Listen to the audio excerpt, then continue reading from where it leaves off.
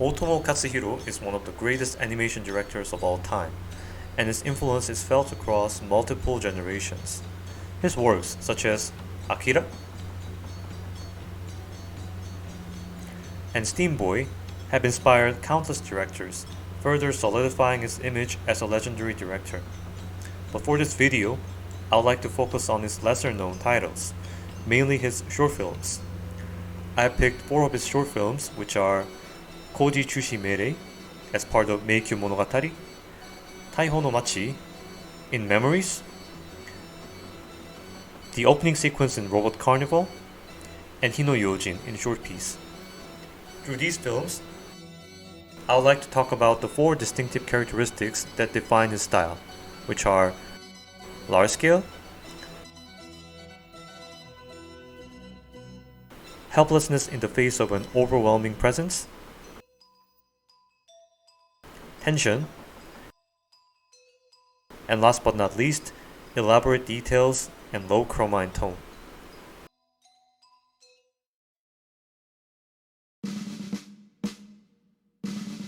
Large scale is characteristic of Ootomo's works.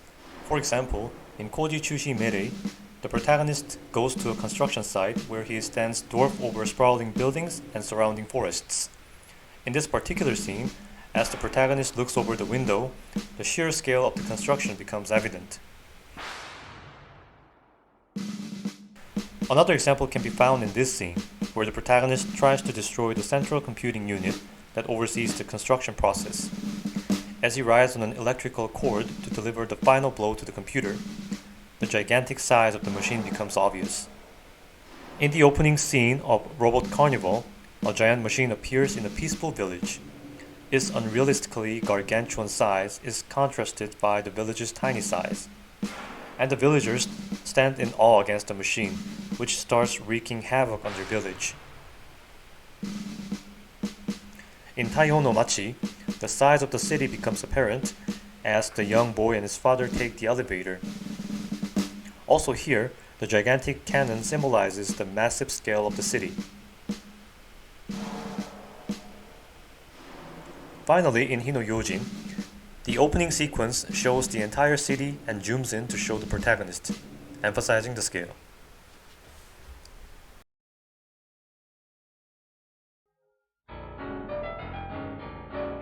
By utilizing large scale, Ootomo emphasizes the helplessness of humans in the face of an overwhelming presence. Moreover, in his films, humans are merely tools and parts of the colossal mechanism and have no commanding roles in their lives. In Taiho no Machi, the father works as a cannon loader. He has no significant role in his job other than merely following orders from his superiors and doing manual labor. As you can see here, his presence is utterly irrelevant compared to the enormous cannon that is at the center of the city. And in this scene, as he walks out of the train, it shows his insignificant position in society, working only as a part of the mechanism. Moving on to Robot Carnival, the villagers are unable to fight against the giant machine. The only thing they can do is to run away and watch in dismay as the machine methodically destroys their village.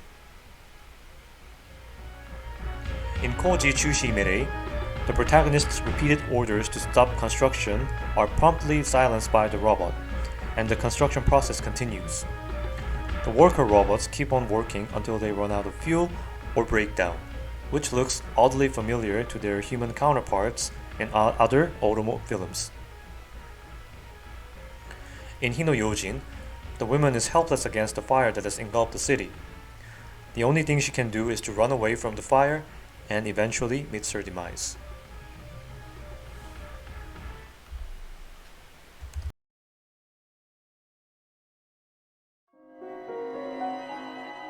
The third characteristic of Ootomo's works is tension. Ootomo puts much emphasis on tension in his films, and that tension is often relieved by violence and destruction. In Robot Carnival, for example, villagers hurriedly return to their houses and lock their doors and windows. They tremble in fear of the impending doom, and the tension slowly creeps upon the audience. This tension is relieved by the destruction of the village. In Koji Chushi Meirei, This scene depicts the failing robot slowly approaching the protagonist's room. The tension builds up as the robot enters the room and searches for the protagonist. This tension is resolved quite dramatically when the protagonist beats the robot to a pulp. In Taiho no Machi, the camera focuses on a huge doorway, and a chief officer ominously appears. The next scene shows the father and his co-workers nervously waiting for the firing sequence to begin, and the camera slowly pans over to the chief officer again.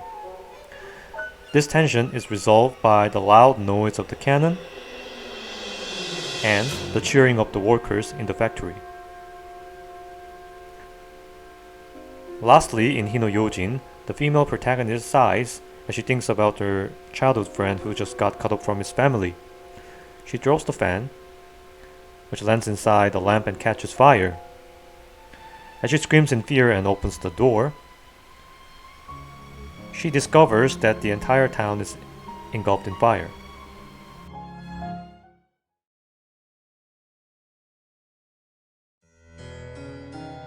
The fourth and final characteristics are elaborate details and low chroma and tone. Although many anime movies boast great details and movements, Ootomo's works are a step above in many aspects.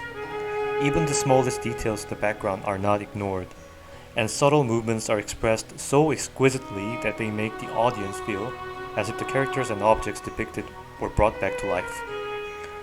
Also, Ootomo focuses on low chroma and tone when it comes to color. By opting for low chroma and tone, he creates a bleak and menacing atmosphere that characterizes most of his works. In Koji Tsushimere, for instance, we can see these qualities quite well. Here, look at the robots as they tirelessly work to get the construction process going.